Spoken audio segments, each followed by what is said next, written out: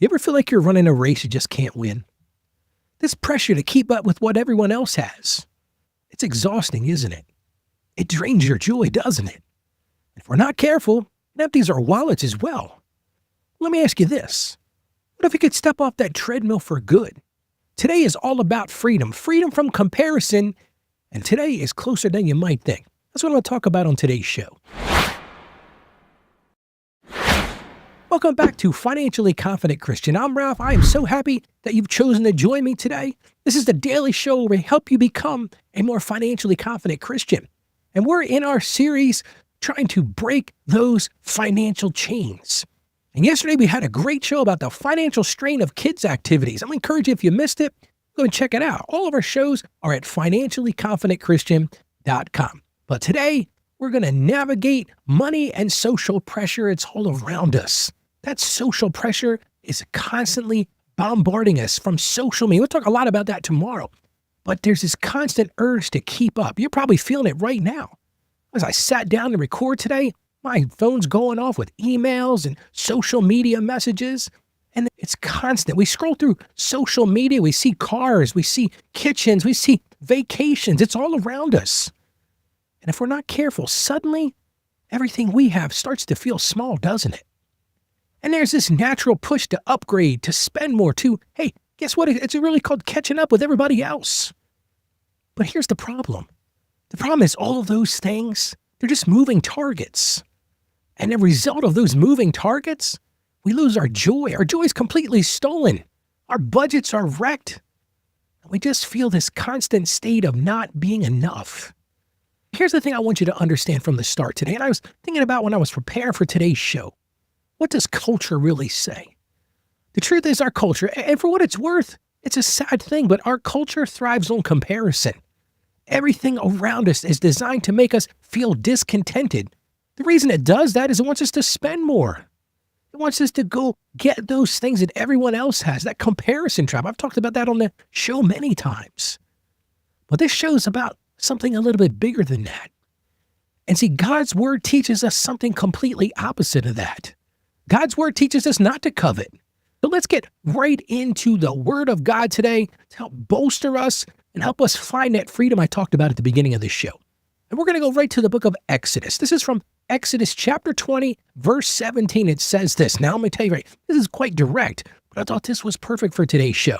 Again, this is Exodus 20:17. You shall not covet your neighbor's house. You shall not covet your neighbor's wife, or his male or female servant, or his ox or donkey, or anything that belongs to your neighbor. Now listen, in the culture we're in today, I don't know too many people that have oxes or donkeys. I actually live on a farm. I've got some black Angus cows, and a lady across the street from me, pretty sure she's got a donkey over there. But for most people right now, we don't have oxes or donkeys. But it's saying something much deeper than that, isn't it? Not to covet your neighbor's house. Not to constantly compare yourself to that, or compare yourself to the neighbor's wife or their servants or anything else that belongs to them. That's really what we're talking about. The Bible in this chapter of Exodus is really telling us to stop living in that comparison trap. Well, let's look at the book of Philippians, chapter 4, verses 11 to 13.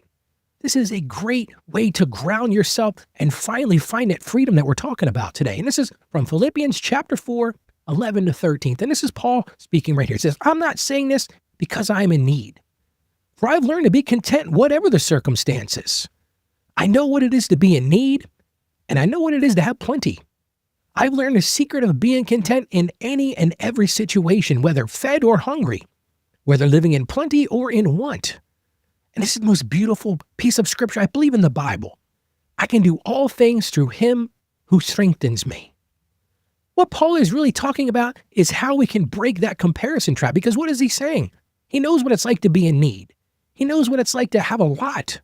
And what's the big secret? What is he saying to us in every situation, whether he's hungry or whether he's well-fed, whether he's got plenty or he is in need? What is he really saying? Look to God. See, that's the problem. When we covet, a lot of people say that's a fancy word, Ralph, coveting. A lot of people say, what does that mean? That is truly the root of this comparison. We're comparing ourselves to others. But here's the thing, and the problem is we're comparing ourselves to others because we feel inadequate. You might be listening to this right now. You're like, Ralph, man, I do feel inadequate some days. Well, here's the freedom piece, the first piece of your freedom journey. Your true strength doesn't come from what you have. It doesn't come from what's sitting in the driveway. It doesn't come from those Instagram vacation pictures. It doesn't come from how much money's in your bank account or in your 401k. Your true strength comes from Christ.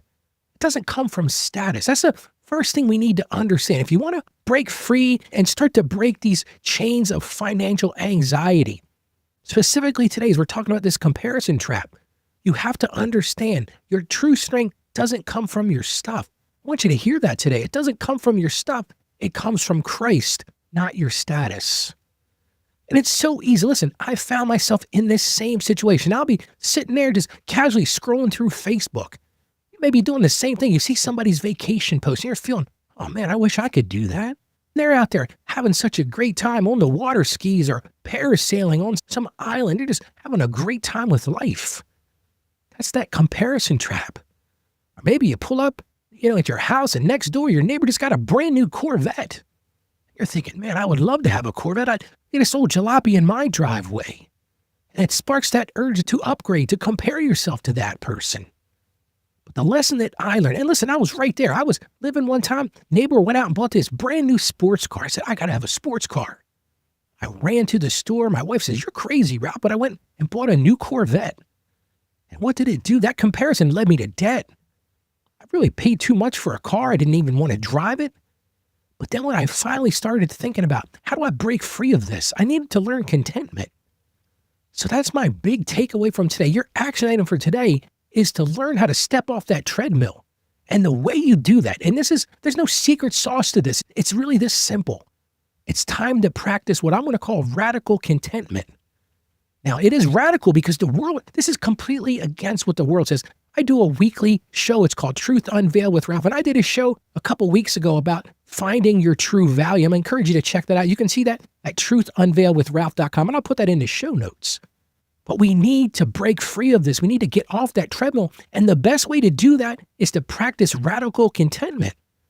And here's something that's really countercultural. Think about celebrating others' blessings without turning them into your burden. Because when we see someone else's stuff, becomes a burden to us. Well, we got to have that. And we got to guard our heart against triggers. Now you might be saying, Ralph, okay, that sounds great, dude, but how do we make that happen? Well, here's your action steps for today. First thing you've got to do, and I've talked about this on the show before, you've got to really sit down and have a heart-to-heart discussion with yourself. Yeah, talk to yourself, but identify those triggers. What triggers these feelings of comparison? What triggers these feelings of I don't have enough? You got to think about unfollowing those accounts. If you're looking at social media and these things are triggering you, stop looking at them. Limit your exposure to them because those are the things going to keep you mired on that treadmill of just scrolling. Think about it like this. Think about the analogy, the visual picture here. You're scrolling through social media and all it's doing is making you feel bad about yourself. And the truth is this, social media is designed to do that. Social media is designed to make you feel bad about yourself. Why? So that you can go buy stuff. You spend money with the advertisers, what they're doing on social media in the first place. So that's the first thing. Identify those triggers and stop putting yourself in a position to be surrounded by those triggers all the time. And then I'm going to encourage you to practice joyful affirmation. And that's just thank God for the blessings that you have. And hey, here's something more radical. Have a blessing for others around you. Well, that's so great. I see Ted got a new car. Maybe you're on social media and you're limiting your exposure a little bit. And you see that Jessica's in the islands and having a great time with her family. Well, thank you that Jessica can do that. And then the third thing, and this is another radical step, is it's time to focus on your unique path. Well, how do you do that, Ralph? Write down 2 or 3 blessings that you already have. See, it's so easy to compare ourselves. It's so easy to think that we don't have enough. But how many times do we just sit down and think about all the things that we already have? Write those things down. I've made a practice the last couple of weeks of really every time my foot hits the floor in the morning, I think for just a couple minutes, I think, God, what should I be grateful for today? What are the blessings that I have in my life? And I'm going to challenge you to do the same thing because it will help you get off of that treadmill. It'll help you break that comparison trap and you'll start to find freedom. You'll regain your heart and you'll find peace. How about we pray together right now? Lord God, we just thank you for the unique design for each of us. Lord, it's amazing how much you've made us unique in all of our special ways and our talents and our gifts, Lord. We got to confess right now, Lord, that we do compare ourselves to others. As much as your word tells us not to do it, Lord, we do covet our neighbor's things. Maybe not their donkeys or their oxen, Lord, but we do compare ourselves to them. We covet what they have. So, Lord, right now, we just ask that you would help us to find joy in what other people are blessed with.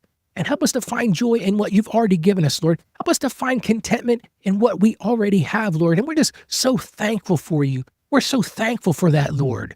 And we just ask that you would help keep us rooted in Christ, which really is our true identity. And help us break that comparison culture that's all around us. And Lord, we ask this in confidence. In the name of Jesus, amen. Real freedom comes when you stop chasing enough. I want you to hear that today. Real, true freedom. It comes when you stop chasing enough. So it's time to step off that treadmill, and it's time to truly embrace that radical contentment. And while we're talking about things, I would love it if you'd share the show with somebody. I'm really working right now to grow the show. My goal is to grow the amount of people that we're impacting because, listen, there's a lot of people that are stuck on these treadmills of comparison. They're spending their way into debt that they're never going to be able to pay off. And you could impact them. Just send them an email, send them a text, just send them right to our website.